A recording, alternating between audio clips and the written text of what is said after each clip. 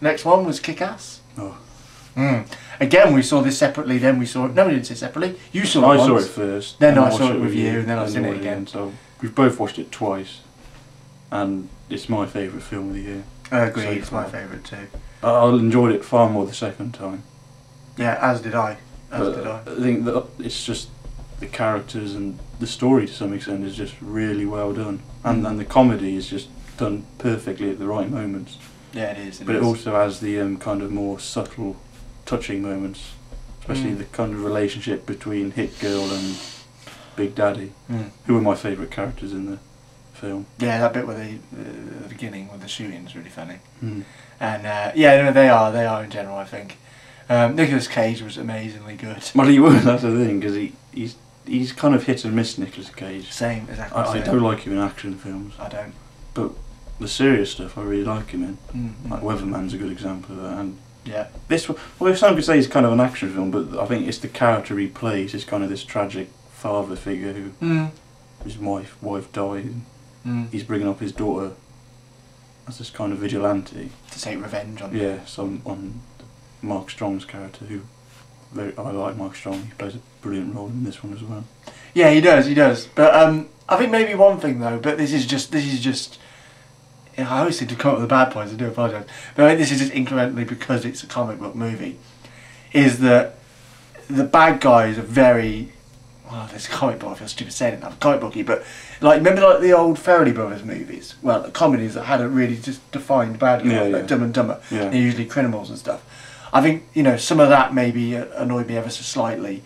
I thought maybe I wanted it to be a bit more about Kick-Ass and that girl that you liked, but still, no, it was good. No, it was good. The other stuff was good.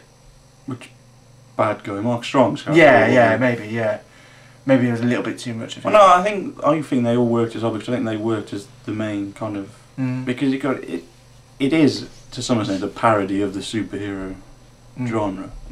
Because it is, in its sense, it is based on a comic book. Yeah. And a very successful one from what I've heard. It's quite a new comic book. Yeah, but given its relative recentness. But like, it's all well acted, and I think the actress who plays Hit Girl. Oh, Chloe something. I forgot her name. Like you can see her she's going to be very popular in the years. Yeah, I think so. She is the scene stealer in this film.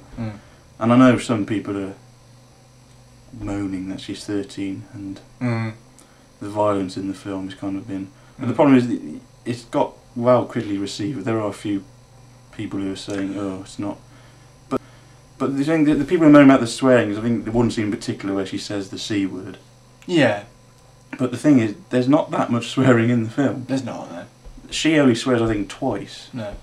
I didn't think the violence was that bad either. Well, no, that's right, because the violence was to progress the film, and it was in a comic effect. Yeah. It didn't drag on the violence. Like, you didn't feel that the pain wasn't dragged on by the people. It was more kind of instant stab, slice. Yeah, it's comical, wasn't it? Comical violence that it didn't drag on like a Saw film. The violence drags on, doesn't it? Because you see him being tortured. You know what I mean? So I agree with it's 15 over here. Like some were saying, it'd be 18 in there. And also, like a lot of the stuff in Saw, a lot of the killings in Saw don't progress the story. They're just, especially if they're just strangers that don't relate to the final. Yeah, and the violence in Kick-Ass kind of progressed the story. Exactly. Yeah, and also what you're saying about the actress becoming more, famous. Well, quite big. I think. I'd imagine, but I think it takes a role like that because remember, Jodie. Have you seen Taxi Driver? Well, the young girl in that. Yeah. No, that's Jodie Foster who became. Yeah. Maybe you need that kind of critically acclaimed, just adult role to get you that kind of work eventually. Yeah, but you see, the thing is, she's not. She is. If you watch the film, she is possibly one of the best things in the film. Yeah, I'd say she probably is actually the best thing in the film. Because it's the character as well as kind of also. It plays fun, but there's also that tragic side to her. Yeah, there is. You know what I mean? And it plays well, especially the scene. Spoilers here with Big Daddy's death scene in particular. It's one of my favourite scenes in the film. No, it was good. No, that was really good, and I thought the music was amazing in that scene. Yeah, the music was amazing. It really built up tension with the flashing lights and everything. It was like it was really, really, really good. And that's another. The soundtrack of this film is brilliant. The soundtrack is it mixes some popular Prodigy is used quite a lot, and then you've got some old classical, like the scene in particular we were talking about. The themes from Sunshine. Oh yeah. Actually, if you remember this, you'll probably remember when you hear it. But there's loads of kind of catchy kind of rock and roll songs in it. Mm. But it all plays well, and I think it's just, I really did like the film. I really, really good. No, I thought it was good, but I think I think this year's been a bad year so far. Anyway, well, so it's too early to. Well, it's early. Yeah, I mean, just so far, there hasn't been that many great films. Like, in other Kick-Ass is probably the only great film I've seen this year. Probably would be on the top of the list so far. Philip Morris was my favourite, and he's shortly behind it. Maybe a little bit further behind. But see, obviously there hasn't been enough films for us to judge a top 10, but we can't even do a top 10 half the year. We're not really in the half the year. Because normally this type of period you get all the kind of Oscar type films. Yeah. It really hasn't been that much. It's like blockbuster season. You get the Oscar ones.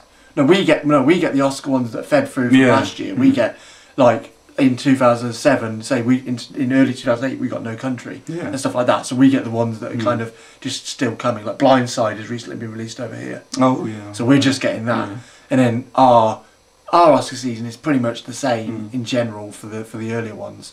Like Curious was the end of last year and all that kind of stuff, the year previous. But we've got the summer ones.